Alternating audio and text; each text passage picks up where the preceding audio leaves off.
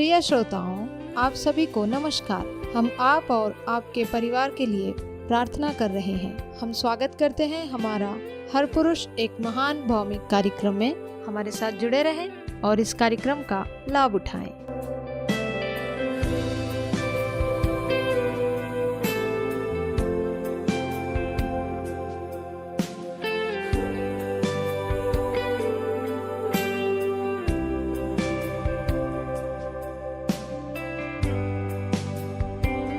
यह लानी बर्जर और डॉक्टर डेव की कहानी है। लानी से डॉक्टर डेव की मुलाकात तब हुई जब डॉक्टर उनके इलाके में नए आए थे।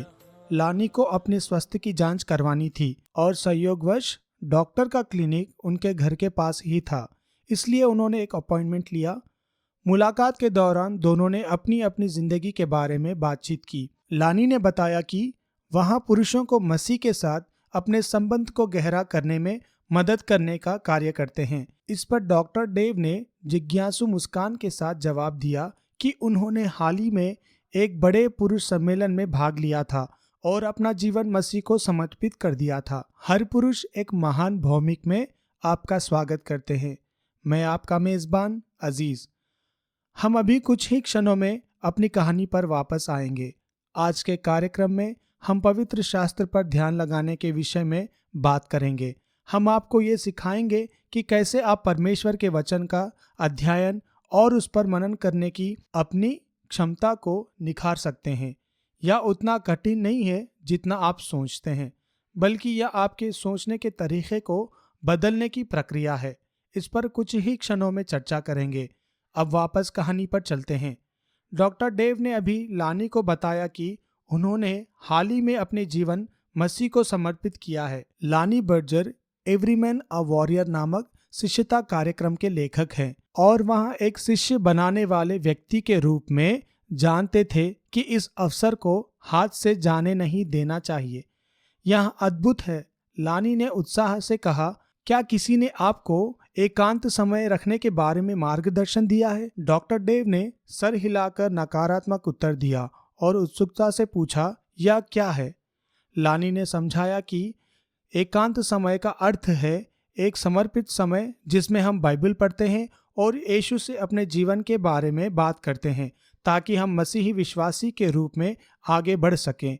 लानी ने पूछा, क्या आप यह सीखना चाहेंगे? यही 4 साल की एक यात्रा शुरू हुई जिसमें डॉक्टर डेव ने हर सप्ताह अपनी एकमात्र खाली सुबह लानी के साथ शिष्यता कार्यक्रम में बिताई।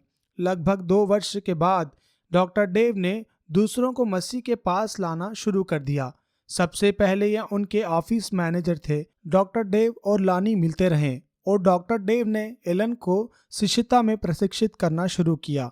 वे दोनों नियमित रूप से एकांत समय रखने लगे और पहले साल सब कुछ अच्छा चल रहा था, लेकिन फिर एलन ने एक 4 अपार्टमेंट वाले भवन खरीदा जिसे मरम्मत और देखभाल की सख्त जरूरत थी और यह उनके समय को पूरी तरह से खा गया।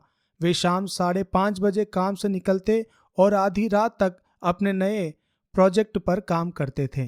एक सुबह डॉक्टर डेव और एलन मिले तो एलन ने स्वीकार किया, मैं बहुत थका हुआ हूँ। मैं अपनी अध्ययन सामग्री पूरी नहीं की। मैं एकांत समय नहीं रख पा रहा। मैं अपने बच्चों से कभी नहीं मिलता और मेरी पत्नी भी मुझसे नाराज है। डॉक्टर डेव ने समझदारी भरी मुस्कान के साथ कहा, आओ उस पद को देखें जो परमेश्वर ने कल मेरे एकांत समय में मुझे दिया था जब मैं तुम्हारे बारे में सोच रहा था। वे नीति वचन 23:4 पर पहुंचे। धनवान बनने के लिए परिश्रम में ना थक, अपनी समझ का उपयोग कर संयम बरत। एलन के मन में पश्चाताप जागा। उसी रात उन्होंने काम के बाद घर जाकर अपनी पत्नी को गले लगाया, अपने बच्चों के साथ खेला और अगले दिन का आरंभ एक लंबे एकांत समय के साथ किया। यह कहानी है व्यस्त व्यक्ति की जो परमेश्वर के वचन में समय नहीं बिता पाता और यह उसकी जिंदगी को नुकसान पहुंचाता है। परमेश्वर पुरुषों के एकांत समय के दौरान बाइबल पर मनन करने के द्वारा बात करता है। यहाँ एक पद है जिसे आपको लिख लेना चाहिए और कंठस्थ कर लेना चाहिए। 2 तिमोथी 6:16-17। हर एक पवित्र शास्त्र परमेश्वर की प्रेरणा से रचा गया है और शिक्षा, ताड़ना, सुधारने और धर्म में प्रशिक्षित करने के लिए उपयोगी है, ताकि परमेश्वर का सेवक हर एक अच्छे काम के लिए पूरी रीति से तैयार हो सके। यही हमारा उद्देश्य है। परमेश्वर का वचन हमें सिखाने के लिए दिया गया है और कभी कभी हमें डांटने के लिए भी। ये हमें धार्मिकता में प्रशिक्षित करता है, जिसका अर्थ है सही सोच और सही जीवन शैली। पवित्र शास्त्र पर ध्यान लगाने और उसके अभ्यास करने से हम अपने जीवन की चुनौतियों के लिए तैयार होंगे। राजा दाऊद परमेश्वर के वचन पर मनन करने के लिए जाने जाते हैं और यहाँ उनके जीवन को गहराई से प्रभावित करता था। बार बार परमेश्वर का वचन उनके परमेश्वर के प्रति प्रेम और जुनून को प्रज्वलित करता था। जितना अधिक दाऊद ने परमेश्वर की शिक्षाओं पर विचार किया और उन्हें आत्मसत्ता किया, उतना ही उनका समर्पण गहरा हुआ। उनकी स्तुतियां और प्रार्थनाएं उनके प्रभु के प्रति गहरी भक्ति और विस्मय को प्रकट करती है। अब हम ध्यान शब्द को परिभाषित करते हैं। ध्यान एक कला है जिसमें हम उद्देश्यपूर्ण सोच का अभ्यास करते हैं। यदि हम ध्यान नहीं करते तो पवित्र शास्त्र केवल हमारे दिमाग में रहता है, हमारे हृदय को छू नहीं पाता और हमारे जीवन को नहीं बदलता। ध्यान करने का पहला कौशल्य यह है कि जब हम बाइबल पढ़ें तो कुछ प्रश्न पूछें। क्या इसमें से कोई आज्ञा है जिसे हम मनन करना चाहिए? क्या इसमें कोई प्रतिज्ञा है जिसे हमें ग्रहण करना चाहिए? क्या कोई पाप है जिसे हमें बचना चाहिए? क्या कोई सीख है जिसे हमें अपने जीवन में लागू करना चाहिए? क्या परमेश्वर के बारे में कुछ नया सीखने को मिला? आइए अब हम अगले कौशल की ओर बढ़ते हैं। शब्दों पर जोर देना। जब हम किसी वचन को बार बार पढ़ते हैं और विभिन्न शब्दों पर बल देते हैं तो उसका अर्थ गहरा हो जाता है। उदाहरण, भजन संहिता 32:8 को लें। मैं तुझे बुद्धि दूंगा और जिस मार्ग से तुझे जाना चाहिए उसमें तुझे सिखाऊंगा। मैं तुझ पर कृपा दृष्टि रखूंगा और तेरे मार्गदर्शन करूंगा। अब विभिन्न शब्दों पर जोर देकर पढ़ें। मैं तुझे बुद्धि दूंगा, तुझे बुद्धि दूंगा, बुद्धि दूंगा और तुझे सिखाऊंगा। इस तरह जब हम अलग अलग शब्दों पर ध्यान देते हैं तो हम उस वचन की गहराई से समझ मिलती है। ध्यान करने से हम परमेश्वर के वचन को अपने जीवन में लागू करने में सक्षम हो जाते हैं। या आप 2 या 3 विचार लिख सकते हैं। इस शब्द के बारे में सोचते समय आपके मन में आते हैं। अपनी सोच को प्रेरित करने के लिए आप एक पर्यायवाची शब्दकोश या शब्दकोश का उपयोग कर सकते हैं। और हमारे बाइबल मनन का अंतिम भाग वह है जहां हम शास्त्रों के पाठ को अपने शब्दों में पुनः लिखते हैं। यह इसीलिए किया जाता है ताकि हम उस पद के अर्थ को और अधिक स्पष्ट रूप से समझ सकें। तो मैं इस पद को इस प्रकार पुनः लिखूंगा। परमेश्वर के पास जीवन के लिए दिशा निर्देश है। वे मुझे वह सिखाना चाहता है जो मुझे जीवन में जानने की आवश्यकता है। वे मुझे मार्गदर्शन दिखाना चाहता है। उनके वचन मुझे परामर्श देंगे, इसलिए मुझे ध्यान से सुनना चाहिए और वे सदा मेरे साथ हैं, मुझ पर दृष्टि रखे हुए हैं। आप शायद सोच रहे होंगे हम यह सब कभी नहीं लिख पाएंगे। मैं आपको याद दिलाना चाहूँगा कि आप एक नए कौशल सीख रहे हैं और इसमें समय और अभ्यास लगेगा। परमेश्वर आपके प्रयासों को देखेंगे और आपको इसमें आगे बढ़ाने में सहायता करेंगे। ठीक वैसे ही जैसे हमारे भजन संहिता 32:8 के पद में कहा गया है, वह तुम्हें शिक्षा देगा पूर्व प्रभावी। आज हमने परमेश्वर के वचन का अध्ययन करने और उस पर मनन करने पर ध्यान केंद्रित किया। याद रखें, मनन का अर्थ है उद्देश्यपूर्ण सोच। हमारा उद्देश्य परमेश्वर के वचन को जानना है। बिना मनन किए शास्त्र का ज्ञान हमारे मस्तिष्क से हमारे हृदय तक नहीं पहुंचता। यहाँ हमारे हृदय में ही है जहाँ पवित्र आत्मा हमारे भीतर से हमें बदलने का कार्य करता है। पहला कौशल, बाइबल पढ़ते समय अपने शांत समय के प्रश्न पूछे। बाइबल पढ़ते समय अपने शांत समय में कुछ प्रश्न पूछे। क्या इसमें कोई आज्ञा है जिसका पालन करना चाहिए? क्या इसमें कोई वादा है जिसे ग्रहण करना चाहिए? क्या इसमें कोई पाप है जिससे बचना चाहिए? क्या इसमें कोई ऐसा पाठ है जिसे अपने जीवन में लागू करना चाहिए? क्या इसमें परमेश्वर के बारे में कुछ नया सीखने को मिला? याद रखें कि इन प्रश्नों में केवल एक या दो ही उस पद की सच्चाई को प्रकट करने के लिए पर्याप्त हो सकते हैं। दूसरा कौशल, पाठ को बार बार पढ़ते हुए अलग अलग शब्दों पर जोर दें। प्रत्येक शब्द या व्याख्यांश को प्रमुखता दें और अपने विचारों को लिखें। तीसरा कौशल, शास्त्रों के पाठ को अपने शब्दों में पुनः लिखना।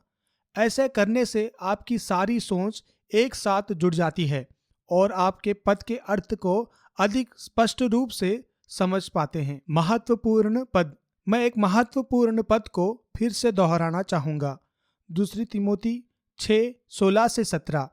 संपूर्ण शास्त्र परमेश्वर की प्रेरणा से रचा गया है और शिक्षा, ताड़ना, सुधारना और धार्मिकता के प्रशिक्षण के लिए उपयोगी है, ताकि परमेश्वर का जन हर एक भले काम के लिए सिद्ध हो सके।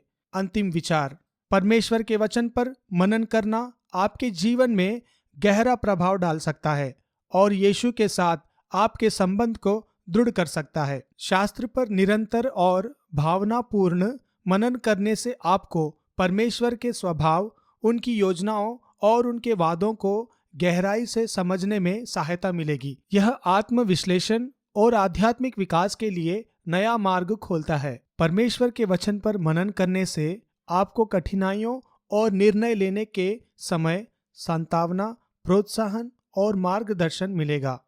आप ऐसी गहरी सच्चाई खोज सकते हैं जो आपके दृष्टिकोण को बदल सकती है और आपके हृदय को परमेश्वर की इच्छा के अनुरूप कर सकती है। शास्त्र पर मनन करने से आप पवित्र आत्मा की अगुवाई को अधिक स्पष्ट रूप से समझ पाएंगे और आज्ञाकारिता में उत्तर देने के लिए तत्पर रहेंगे। यीशु के साथ आत्मीयता, परमेश्वर के वचन पर मनन करना यीशु के साथ आत्मीयता को विकसित करता है, क्योंकि यह मनन परिवर्तन और ईश्वरीय संगीत के लिए स्थान बनाता है। यह आपके विश्वास को पोषित करता है, परमेश्वर के प्रति आपके प्रेम को गहरा करता है और उनके सिद्धांतों को अनुसार जीवन जीने की आपकी इच्छा को प्रबल करता है। इस आत्मिक अनुशासन के माध्यम से आप यीशु के साथ अपने संबंध को और अधिक सुदृढ़ अनुभव करेंगे और प्रतिदिन उनके निकट बनते जाएंगे। यीशु शास्त्रों के भली भांति जानते थे और उनके शिष्य होने के नाते हमें भी उन्हें जानना चाहिए। आत्मिक सामर्थ्य, हमें इन सभी चीजों को करने के लिए पवित्र आत्मा की सामर्थ्य पर निर्भर रहना चाहिए। यही कारण है कि यीशु हमें यूहन्ना 15:5 में याद दिलाते हैं कि वह दाखलता है और हम शाखाएं हैं। हमें उनसे जुड़े रहना है। जब हम यीशु के साथ इस प्रक्रिया में चलते हैं तो हमारा हृदय धीरे धीरे परिवर्तन हो जाता है और हम स्वाभाविक रूप से उनके वचन के प्रति आज्ञाकारिता में जीवन जीने की इच्छा करने लगते हैं। हमेशा सीखने के लिए और अधिक है। आप लॉनी बर्जर के शिष्यत्व कार्यक्रम की विस्तृत जानकारी everymanawarior.com पर प्राप्त कर सकते हैं। आइए हम फिर से यही मिलें और यीशु के साथ निकटता से चलने के और तरीके पर चर्चा करेंगे। आपने हर एक पुरुष महान भौमिक को सुना, जो ट्रांसवर्ल्ड रेडियो का एक भाग है। यदि आप इस संदेश को दोबारा सुनना चाहते हैं या शिष्यत्व के बारे में अधिक जानना चाहते हैं तो आज ही हमें संपर्क करें everymanglobal.com पर। धन्यवाद। अधिक जानकारी के लिए हमें ईमेल करें listenerfeedback@gmail.com पर या फिर व्हाट्सएप, SMS और कॉल के लिए 852-304-7990 पर संपर्क करें। आप सभी को धन्यवाद।